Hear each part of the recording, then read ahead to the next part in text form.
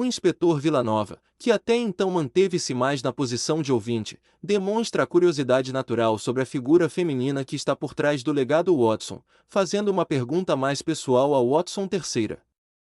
Villanova: Doutor Watson, a história da linhagem John Watson é notável. Mas o senhor mencionou que seu tataravô casou e teve filhos, garantindo a sua sucessão. Pouco se sabe sobre a vida pessoal do seu tataravô, pois ele focava em Holmes. A minha pergunta é sobre a sua tataravó. Quem era ela? Qual era o papel da esposa do Dr. Watson na vida dele e no legado que o senhor carrega hoje? A resposta de Watson III sobre sua tataravó, Mary Morstan. John Watson III endireita-se, tocado pela pergunta que traz à tona a figura que foi central, embora muitas vezes ofuscada, na vida de seu antepassado. Watson III, inspetor Villanova, o senhor toca em um ponto de grande sensibilidade e importância. O foco na mente de Holmes e na lealdade de Watson fez com que as figuras femininas em suas vidas fossem, injustamente, deixadas em segundo plano. Mas a minha tataravó foi crucial. O nome dela era Mary Morstan. Como ela conheceu John H. Watson? Meu tataravô conheceu Mary Morstan em um dos casos mais fascinantes e complexos que ele registrou, o signo dos quatro, The Sign of Four. Mary não era apenas uma figura passiva, ela era a cliente que trazia um grande mistério de herança, tesouro roubado e injustiça, ligada à Índia e a um passado turbulento. Foi enquanto investigavam esse caso juntos que meu tataravô se apaixonou por ela. A influência na vida do Dr. Watson. Mary representava a estabilidade e a normalidade que meu tataravô havia perdido no Afeganistão e que ele não encontrava em sua rotina com Sherlock Holmes. O casamento, eles se casaram, e por um período, John H. Watson deixou o famoso apartamento na 221B Baker Street. Ela o tirou do mundo de fumo, cocaína, sim, Holmes tinha esse vício, que meu tataravô tentou, sem sucesso, curar, e mistério constante, oferecendo-lhe um lar e a vida de um médico de família. O apoio, embora a história seja trágica, Mary faleceu anos depois, foi ela quem deu a John H. Watson o impulso para estabelecer sua prática médica e iniciar sua família. Ela era a prova de que ele podia ser um homem comum e um herói. O legado de Mary Morstan. Se o meu tataravô era o cronista de Holmes, Mary Morstan era a âncora humana dele. Sem ela para lhe mostrar a beleza de uma vida comum e feliz, ele poderia ter se afundado ainda mais na sombra de Sherlock ou retornado à vida de soldado. Ela garantiu que a linhagem Watson tivesse continuidade. Watson III, olhando para Villanova, portanto, o legado que eu carrego não é apenas o da medicina forense e da parceria com grandes detetives. É também o legado de Mary, o da busca pela normalidade, pelo coração e pela conexão humana por trás da frieza da dedução e da ciência. Ela é o motivo pelo qual existe o Dr. John Watson III. O detetive Senalha, com a mente ainda voltada para os detalhes e as tragédias da vida, usa o momento de introspecção para perguntar sobre a causa da morte de Mary Morstan, um evento que, ele sabe, teria impactado profundamente seu parceiro John H. Watson. Senalha: Dr. Watson, o senhor disse que a história de sua tataravó é trágica. A estabilidade dela para o Dr. Watson era inestimável. Qual foi a causa da morte de Mary Morstan? E como isso afetou o seu tataravô e sua relação com Holmes? A morte de Mary Morstan, pela perspectiva de Watson III, John Watson III suspira levemente, a menção ao fim da vida de Mary traz a melancolia à narrativa familiar. Watson III, detetive Senalha, é, de fato, a parte mais triste do registro de meu tataravô.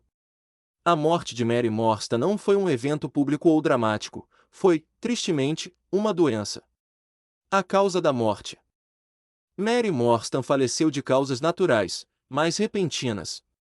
Não houve crime, nem mistério envolvido. Ela adoeceu e se foi, fora da narrativa de aventura e perigo que definia a vida de Holmes e Watson. O Sr. Doyle, o escritor, foi vago sobre a doença específica, mas foi uma morte devastadora, que ocorreu em algum momento entre os eventos de O Signo dos Quatro e o problema final. O impacto no Dr. John H. Watson. A perda de Mary foi a maior dor na vida de meu tataravô. Ela era sua âncora, seu refúgio da escuridão do crime. Sua morte o deixou em luto profundo e com um vazio existencial. O retorno a Baker Street. O resultado mais imediato e notável foi o seu retorno a 221B Baker Street. Sem Mary e a necessidade de manter uma prática médica integral, John H. Watson buscou conforto na única constante de sua vida adulta, Sherlock Holmes e os casos. A reunião da parceria, a morte de Mary, ironicamente, solidificou a parceria para a posteridade. Ele voltou a ser o cronista de Holmes, usando a excitação e o rigor da investigação para preencher o vazio deixado pela esposa. Watson III, concluindo a tragédia dela não foi ter sido assassinada, mas ter desaparecido tão silenciosamente, tão comum. Isso, de certa forma, trouxe o Dr. Watson de volta ao campo, onde ele, com seu violino e seu cachimbo, tentou preencher o silêncio da ausência. A morte de Mary foi o motivo silencioso para a continuidade dos famosos casos de Baker Street. O detetive Cenália, que demonstra ser um observador astuto e que valoriza a verdade, não está totalmente convencido com a história. Ele percebe uma brecha na narrativa de identidade de Watson III, algo que o próprio Watson III revelou sutilmente sobre o nome da linhagem. Cenália se inclina, ajustando o chapéu e olhando diretamente para o médico inglês com um sorriso perspicaz. A revelação da identidade Cenália, Dr. Watson, sua história é magnífica e seu conhecimento do legado Holmes é inegável. Mas eu sou um detetive de Brotóvia, e nós aqui valorizamos o fato concreto. O senhor nos disse que seu tataravô se chamava John H. Watson, e que a linha de sucessão foi John Watson II e o senhor, John Watson III. No entanto, o senhor também me disse que o Dr. John H. Watson era um cirurgião militar que lutou no Afeganistão. E, o mais importante, ele foi casado com Mary Morsta. Cenália aponta para Watson III, a dedução pronta em seus lábios. Cenália, a tradição militar inglesa e a própria narrativa de seu tataravô indicam que o nome completo dele era, quase certamente, John Amy Watson. Não é Amy, mas a letra H tem uma origem. Portanto, se seu tataravô era John H. Watson, e seus descendentes continuaram com a letra H no nome, por que o senhor se apresenta apenas como John Watson III? Cenália para, ajeitando a lapela do casaco, e finaliza a jogada de mestre. Cenália, eu não acredito que seu nome seja apenas John Watson III.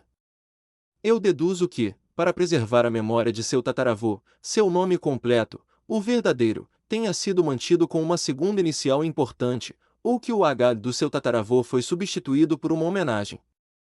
Ou, talvez, o mais simples, o senhor tem um nome do meio que não está revelando. Qual é o seu nome completo, Dr. Watson? Watson III, o médico britânico pisca uma vez, estupefato, e então solta uma gargalhada genuína, batendo palmas lentamente. Watson III, meu Deus, detetive Cenália. Isso foi elementar. O senhor é o Sherlock Holmes de Brotóvia. Mil perdões pela minha omissão deliberada. Eu usei a minha identidade reduzida como um pequeno teste.